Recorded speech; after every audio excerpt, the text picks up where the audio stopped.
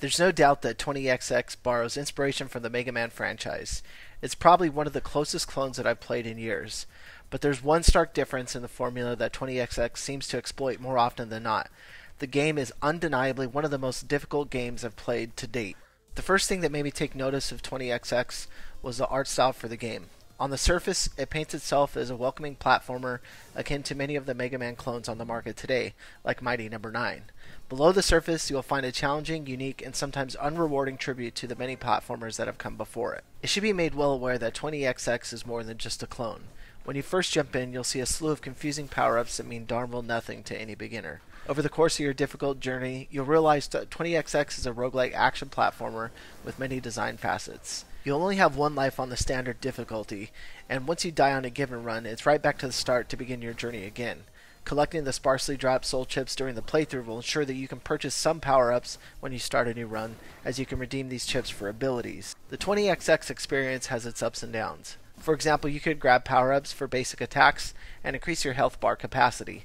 Finding scrap recyclers is an easy way to manage weapon buffs, armor, and moves during a level. In these tiny mechanized huts, you can trade collected nuts for parts. Enemies will infrequently drop these collectibles, oftentimes having them found in small loot crates. The For Glory tents offer an in-game challenges, and I do mean challenges, that provide armor or stat increases. Much like the Mega Man series, defeating a boss allows you to absorb their ability.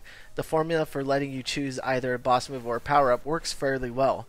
I did find that the difficulty was very lopsided depending on the path of options that you venture down. You might think, I should load up on my health bar stats, right? In doing so, over the course of the game, your run will be starved of health pickups and high difficulty spikes, often wishing you chose something more on the offensive side. The same goes for choosing most boss battle upgrades. Energy drops will become few and far between, leaving you with a ton of moves and not being able to use them.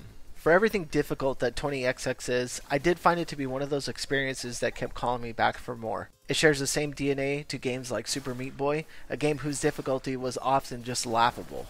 There's no doubt that you'll achieve levels of comfort in your abilities, only to have them squashed moments later.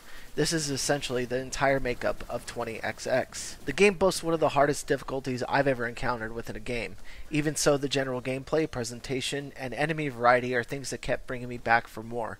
There are a ton of upgrade routes to pursue throughout the game. Each time you'll discover new weapon and power-up variations, even if you've attempted the game 20 plus times like I have at this point. As much as I want to hate this game for its unforgiving nature, I can't help but appreciate it for what it is. If you decide to pick up 20XX, you're going to have a bad time. You're going to die, you're going to be frustrated, maybe even throw your controller in a fit of rage. But if you're anything like me, you will find small instances of inspiration and confidence to pick up your pad once again and jump back into the fray. And I couldn't recommend it more for that.